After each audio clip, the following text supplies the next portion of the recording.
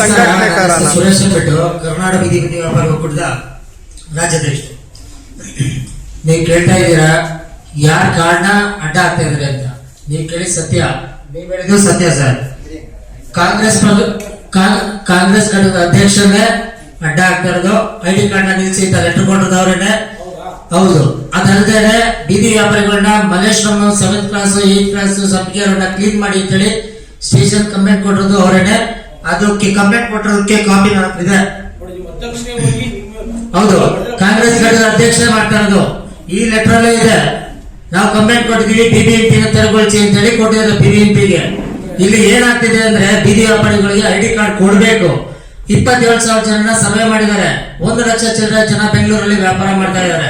ಆ ವ್ಯಾಪಾರಿಗಳಿಗೆ ಯಾರಿಗೂ ನೆಟ್ಟಿಗೆ ಸರ್ವೆ ಮಾಡಿಲ್ಲ.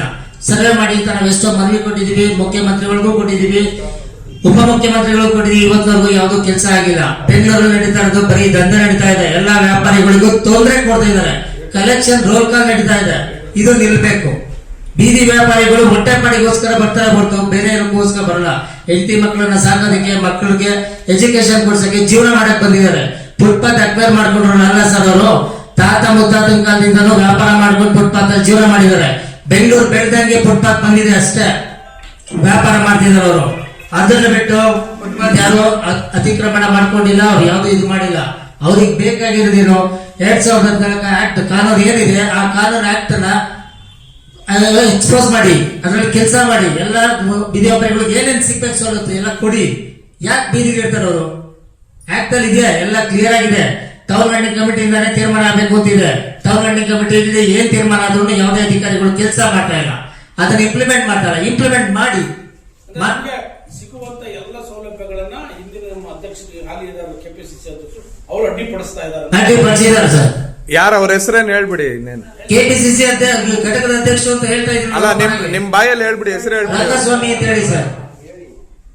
ಸಿ ರಂಗಸ್ವಾಮಿ ಅವರನ್ನೇ ಕೊಟ್ಟಿದ್ದಾರೆ. ಅದಕ್ಕೆ ಅವ್ರದೇ ಒಂದು ಸಂಘಟನೆ ಇದೆ, ಕರ್ನಾಟಕ ಪ್ರದೇಶ ಬೀದಿ ವ್ಯಾಪಾರಿಗಳ ಒಕ್ಕೂಟ ಅಂತ ಹೇಳಿ.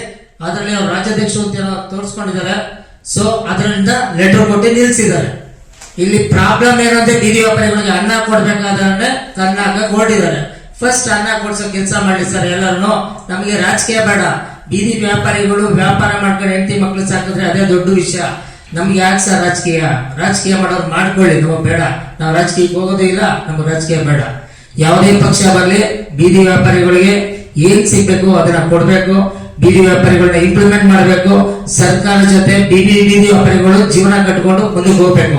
ಯಾಕೆ ಅಂದ್ರೆ ಬೀದಿ ವ್ಯಾಪಾರಿಗಳಿಗೆ ಯಾರಿಗೊಂದು ಸರ್ಕಾರದಿಂದ ಕೆಲಸ ಕೊಡಲ್ಲ. ಅವ್ರ ಜೀವನನೇ ಬೀದಿ. ಅವ್ರನ್ನ ಕಾಪಾಡಬೇಕಾಗಿದೆ ಸರ್ಕಾರದ ಕೆಲಸ. DCM ಇವರು ಉಪಮುಖ್ಯಮಂತ್ರಿ ಸಾಹೇಬ್ ಹೆಸರು ಹೇಳ್ಕೊಂಡು ಎಲ್ಲಾನು ಎದುರಿಸ್ಕೊಂಡು ಅನ್ಯಾಯ ನಡೀತಾ ಇದೆ. ನಮಗೆ ಬೇಕಾಗಿರೋದು ನ್ಯಾಯ ಬೇಕು. ಉಪಮುಖ್ಯಮಂತ್ರಿ ಆಗ್ಲಿ ಇಲ್ಲ ಮುಖ್ಯಮಂತ್ರಿ ಆಗ್ಲಿ ನಮಗೆ ಜೀವನಕ್ಕೆ ಒಂದು ದಾರಿ ಮಾಡ್ಕೊಡ್ಬೇಕು. ಮುಂದೆ ಇರಲ್ಲ, ಫಸ್ಟ್ ಜೀವನ ಕೊಡಿ.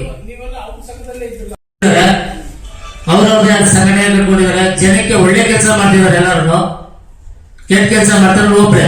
ಕಾಂಗ್ರೆಸ್ ಘಟಕದ ಏನ್ ಪದಾಧಿಕಾರಿಗಳನ್ನ ಕಟ್ಕೋತಾ ಇದಾರೆ ಅವರು, ಅದ್ರಲ್ಲಿ ಯಾರು ಬೀದಿ ವ್ಯಾಪಾರಿಗಳಿಲ್ಲ. ಏನ್ ಸರಿ ಒಂದು 15-20 ಜನ ಬೀದಿ ವ್ಯಾಪಾರಿಗಳು ಸಿಗ್ಬೋದು ಅದರಲ್ಲಿ. ಮಿಕ್ತವರೆಲ್ಲ ಬರೀ ಲೀಡರ್ಗಳು ಏನದರಲ್ಲಿ. ಬೀದಿ ವ್ಯಾಪಾರಿಗಳು ಯಾರು ಇಲ್ಲ. ಬೀದಿ ವ್ಯಾಪಾರಿಗಳಿಗೆ ಅವ್ರು ವ್ಯಾಪಾರ ಮಾಡಕ್ಕೆ ಟೈಮ್ ಸಾಗಲ್ಲ. ಅವ್ರು ರಾಜಕೀಯ ಯಾಕೆ ಮಾಡ್ತಾರೆ? ಏನ್ ಬೇಕು ಅವ್ರ ರಾಜಕೀಯದಲ್ಲಿ? ಏನ್ ಸಿಗುತ್ತೆ? ಏನು ಸಿಗಲ್ಲ. ಅಲ್ಲಿ ನಾವ್ ಯಾರಿಂದ ಹೋಗೋ ರೆಡಿ ಇಲ್ಲ. ನಮ್ಗೆ ಏನ್ ಬೇಕು? 3 ಹೊತ್ತು ಅನ್ನ ಬೇಕು, ಮಕ್ಕಳು ಮರಿ ಹೆಂಡತಿನ ಸಾಕಕ್ಕೆ ನಮ್ಗೆ ಶಕ್ತಿ ಬೇಕು, ದುಡಿಮೆ ಬೇಕು. ಅದನ್ನ ಮಾಡ್ಕೊಳ್ಳಿ ಅವ್ರಿಗೆ. ಅದನ್ನ ಬೇರೆ ಸರ್ಕಾರನು ಸಹಕಾರ ಕೊಡ್ಲಿ. ಸರ್ಕಾರದಿಂದ ಏನೇನು ಸವಲತ್ತು ಸಿಗ್ಬೇಕನ್ನ ಕೊಡ್ಲಿ. PM ಸ್ವಾನಿಧಿ ಲೋನ್ ಅನ್ನು ಅದನ್ನ ಇಂಪ್ಲಿಮೆಂಟ್ ಮಾಡ್ಲಿ. ಕೇಂದ್ರ ಸರ್ಕಾರದಿಂದ ಏನ್ ಕೊಡ್ತಾರೆ ಅದೇ ರೀತಿ ರಾಜ್ಯ ಸರ್ಕಾರದಿಂದನೂ ಕೊಡ್ಲಿ. ಬೀದಿ ವ್ಯಾಪಾರಿಗಳಿಗೆ ಮನೆಯಲ್ಲಿರೋರಿಗೆ ಮನೆ ಕೊಡ್ಲಿ. ಅವ್ರ ಮಕ್ಕಳಿಗೆ ಫ್ರೀ ಎಜುಕೇಶನ್ ಮಾಡಿಕೊಳ್ಳಿ. ಬಡವರು ಬದುಕ್ತಾರೆ. ಅದನ್ನ ಬಿಟ್ಟು ಬೇರೆ ಎಲ್ಲ ಮಾಡಿದ್ರೆ ಸರ್ಕಾರಕ್ಕೆ ನಾವು ಸುಮಾರು ಸತಿ ಮನವಿ ಕೊಟ್ಟಿದ್ದೀವಿ, ನಾವು ಹೋರಾಟನೂ ಮಾಡಿದ್ದೀವಿ. ಇನ್ನು ಮುಂದಿನ ದಿನಗಳಲ್ಲಿ ಹೀಗೆ ಆದ್ರೆ ನಾವು ತಿರ್ಗಾ ರೋಡ್ಗೆ ಇಳಿದು ಹೋರಾಟ ಮಾಡೋ ಪರಿಸ್ಥಿತಿ ಬರುತ್ತೆ. ಅದನ್ನ ಬರ್ದೇರಾಗಿ ನೋಡ್ಕೊಂಡು ನಮ್ಮ ಬೀದಿ ವ್ಯಾಪಾರಿಗಳನ್ನ ಕಾಪಾಡಬೇಕು ಅಂತ ಹೇಳಿ ಸರ್ಕಾರಕ್ಕೆ ನಾವು ಮನವಿ ಮಾಡ್ತಾ ಇದ್ದೀವಿ.